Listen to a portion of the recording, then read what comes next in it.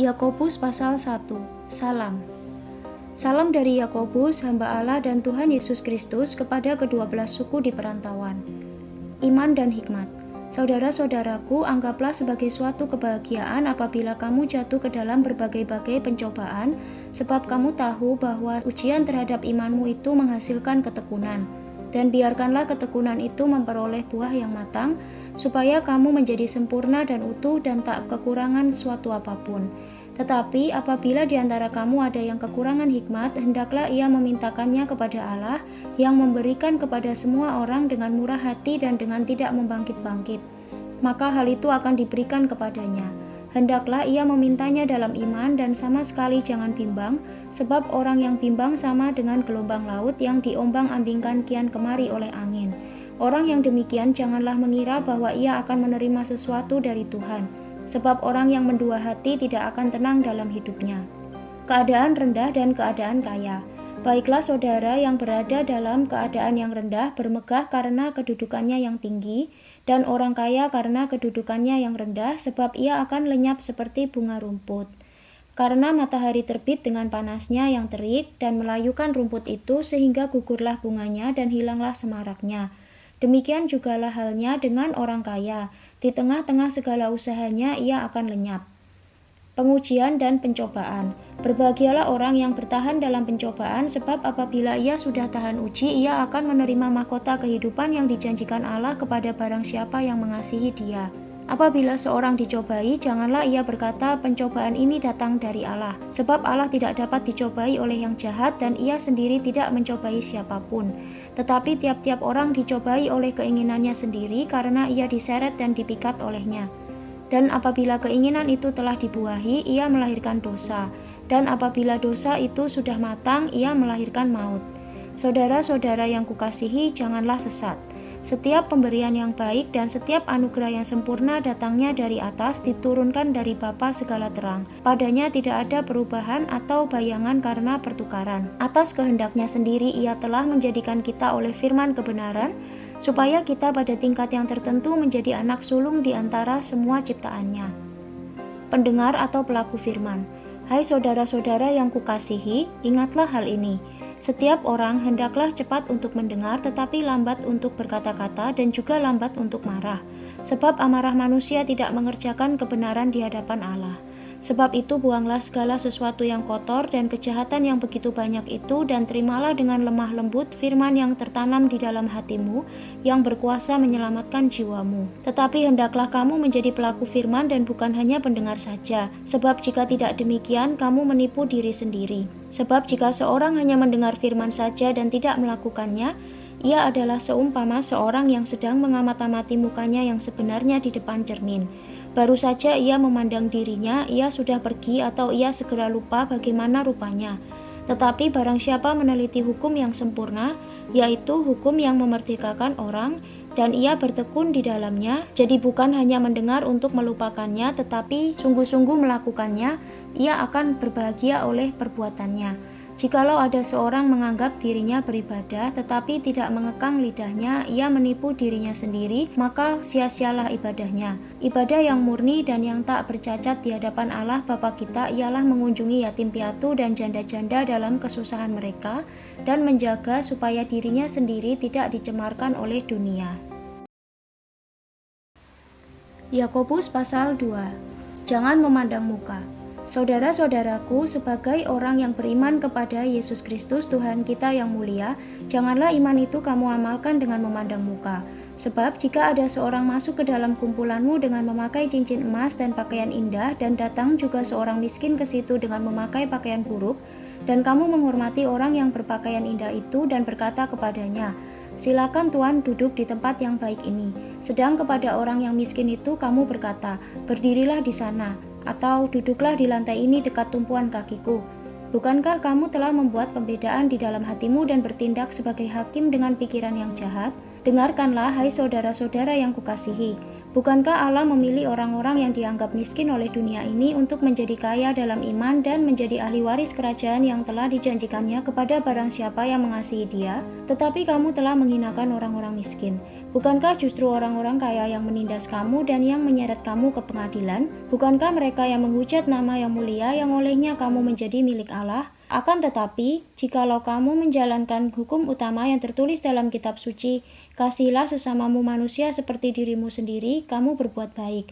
Tetapi jikalau kamu memandang muka, kamu berbuat dosa, dan oleh hukum itu menjadi nyata bahwa kamu melakukan pelanggaran. Sebab barang siapa menuruti seluruh hukum itu tetapi mengabaikan satu bagian daripadanya, ia bersalah terhadap seluruhnya. Sebab ia yang mengatakan jangan berzina, ia mengatakan juga jangan membunuh. Jadi jika kamu tidak berzina tetapi membunuh, maka kamu menjadi pelanggar hukum juga.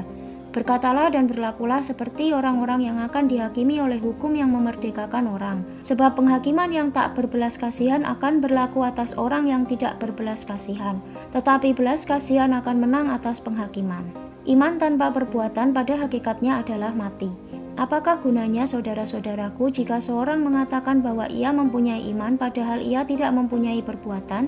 Dapatkah iman itu menyelamatkan dia? Jika seorang saudara atau saudari tidak mempunyai pakaian dan kekurangan makanan sehari-hari, dan seorang dari antara kamu berkata, "Selamat jalan, kenakanlah kain panas dan makanlah sampai kenyang," tetapi ia tidak memberikan kepadanya apa yang perlu bagi tubuhnya, apakah gunanya itu? Demikian juga halnya dengan iman. Jika iman itu tidak disertai perbuatan, maka iman itu pada hakikatnya adalah mati.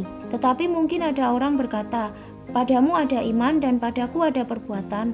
Aku akan menjawab dia, "Tunjukkanlah kepadaku imanmu itu tanpa perbuatan, dan aku akan menunjukkan kepadamu imanku dari perbuatan-perbuatanku. Engkau percaya bahwa hanya ada satu Allah saja? Itu baik, tetapi setan-setan pun juga percaya akan hal itu dan mereka gemetar. Hai manusia yang bebal, maukah engkau mengakui sekarang bahwa iman tanpa perbuatan adalah iman yang kosong? Bukankah Abraham bapa kita dibenarkan karena perbuatan-perbuatannya ketika ia mempersembahkan Ishak anaknya di atas mezbah? Kamu lihat bahwa iman bekerja sama dengan perbuatan-perbuatan, dan oleh perbuatan-perbuatan itu iman menjadi sempurna. Dengan jalan demikian genaplah nas yang mengatakan, "Lalu percayalah Abraham kepada Allah, maka Allah memperhitungkan hal itu kepadanya sebagai kebenaran." Karena itu Abraham disebut sahabat Allah. Jadi kamu lihat bahwa manusia dibenarkan karena perbuatan-perbuatannya dan bukan hanya karena iman.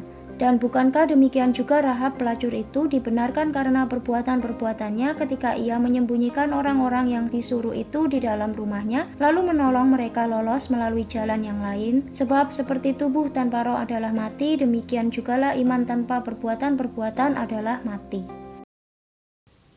Yakobus pasal 3, dosa karena lidah. Saudara-saudaraku, janganlah banyak orang di antara kamu mau menjadi guru, sebab kami tahu bahwa sebagai guru kita akan dihakimi menurut ukuran yang lebih berat. Sebab kita semua bersalah dalam banyak hal. Barang siapa tidak bersalah dalam perkataannya, ia adalah orang sempurna yang dapat juga mengendalikan seluruh tubuhnya. Kita mengenakan kekang pada mulut kuda sehingga ia menuruti kehendak kita. Dengan jalan demikian, kita dapat juga mengendalikan seluruh tubuhnya.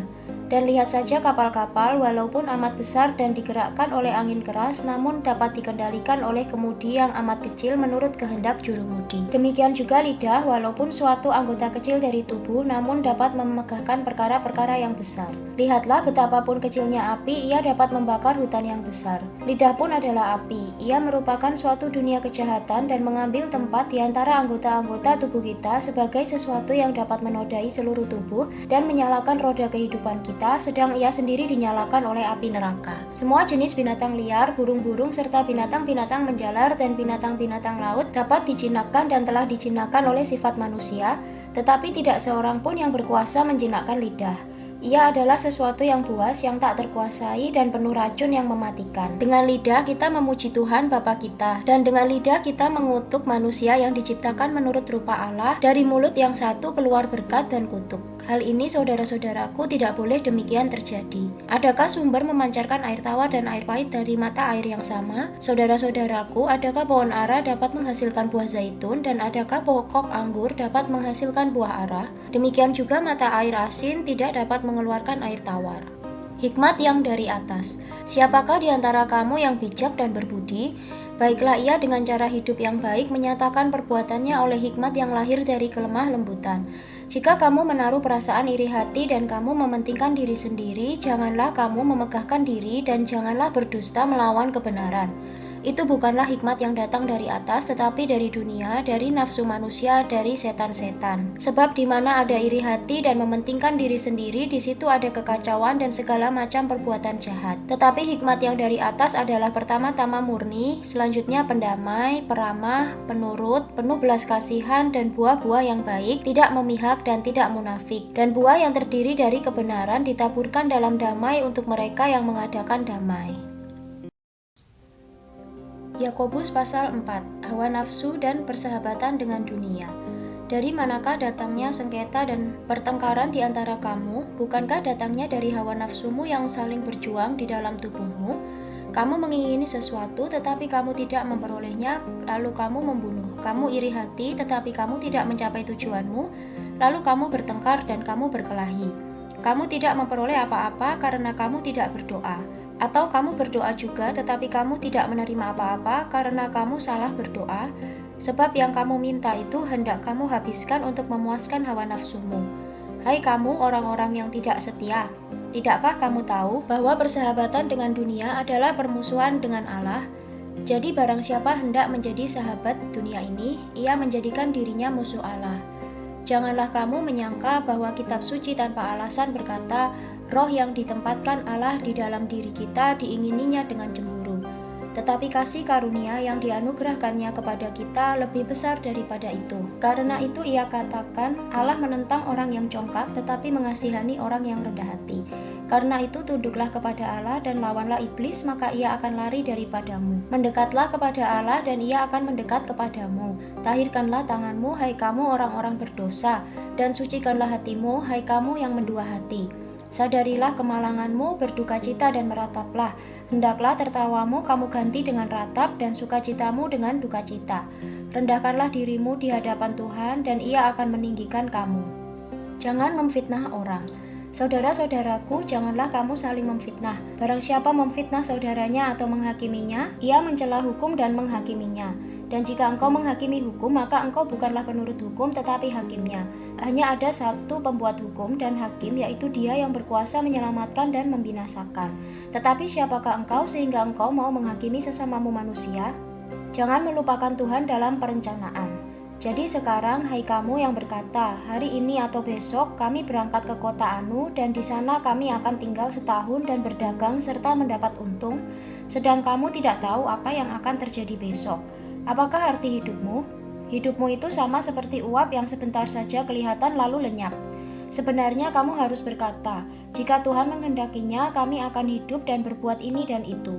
Tetapi sekarang kamu memegahkan diri dalam congkakmu dan semua kemegahan yang demikian adalah salah. Jadi jika seorang tahu bagaimana ia harus berbuat baik tetapi ia tidak melakukannya, ia berdosa. Yakobus pasal 5, peringatan kepada orang kaya. Jadi sekarang, hai kamu orang-orang kaya, menangislah dan merataplah atas sengsara yang akan menimpa kamu. Kekayaanmu sudah busuk dan pakaianmu telah dimakan ngengat. Emas dan perakmu sudah berkarat dan karatnya akan menjadi kesaksian terhadap kamu dan akan memakan dagingmu seperti api. Kamu telah mengumpulkan harta pada hari-hari yang sedang berakhir. Sesungguhnya telah terdengar teriakan besar karena upah yang kamu tahan dari buruh yang telah menuai hasil ladangmu dan telah sampai ke telinga Tuhan semesta alam, keluhan mereka yang menyapit panenmu. Dalam kemewahan kamu telah hidup dan berfoya-foya di bumi, kamu telah memuaskan hatimu sama seperti pada hari penyembelihan. Kamu telah menghukum bahkan membunuh orang yang benar dan ia tidak dapat melawan kamu. Bersabar dalam penderitaan. Karena itu, saudara-saudara, bersabarlah sampai kepada kedatangan Tuhan. Sesungguhnya petani menantikan hasil yang berharga dari tanahnya dan ia sabar sampai telah turun hujan musim gugur dan hujan musim semi. Kamu juga harus bersabar dan harus meneguhkan hatimu karena kedatangan Tuhan sudah dekat. Saudara-saudara, janganlah kamu bersungut-sungut dan saling mempersalahkan supaya kamu jangan dihukum. Sesungguhnya hakim telah berdiri di ambang pintu. Saudara-saudara, turutilah teladan penderitaan dan kesabaran para nabi yang telah berbicara demi nama Tuhan. Sesungguhnya kami menyebut mereka berbahagia, yaitu mereka yang telah bertekun. Kamu telah mendengar tentang ketekunan Ayub dan kamu telah tahu apa yang pada akhirnya disediakan Tuhan baginya, karena Tuhan Maha Penyayang dan penuh belas kasihan. Mengenai sumpah dan doa untuk orang sakit. Tetapi yang terutama, saudara-saudara, janganlah kamu bersumpah demi surga maupun demi bumi atau demi sesuatu yang lain. Jika ya, hendaklah kamu katakan ya, jika tidak, hendaklah kamu katakan tidak, supaya kamu jangan kena hukuman. Kalau ada seorang di antara kamu yang menderita, baiklah ia berdoa. Kalau ada seorang yang bergembira, baiklah ia menyanyi. Kalau ada seorang di antara kamu yang sakit, baiklah ia memanggil para penatua jemaat, supaya mereka mendoakan dia serta mengolesnya dengan minyak dalam nama Tuhan. Dan doa yang lahir dari iman akan menyelamatkan orang sakit itu, dan Tuhan akan membangunkan dia. Dan jika ia telah berbuat dosa, maka dosanya itu akan diampuni. Karena itu, hendaklah kamu saling mengaku dosamu dan saling mendoakan supaya kamu sembuh. Doa orang yang benar bila dengan yakin didoakan sangat besar kuasanya. Elia adalah manusia biasa sama seperti kita, dan ia telah bersungguh-sungguh berdoa supaya hujan jangan turun, dan hujan pun tidak turun di bumi selama 3 tahun dan 6 bulan. Lalu ia berdoa pula, dan langit menurunkan hujan dan bumi pun mengeluarkan buahnya. Saudara-saudaraku, jika ada di antara kamu yang menyimpang dari kebenaran, dan ada seorang yang membuat dia berbalik, ketahuilah bahwa barang siapa membuat orang berdosa berbalik dari jalannya yang sesat, ia akan menyelamatkan jiwa orang itu dari maut dan menutupi banyak dosa.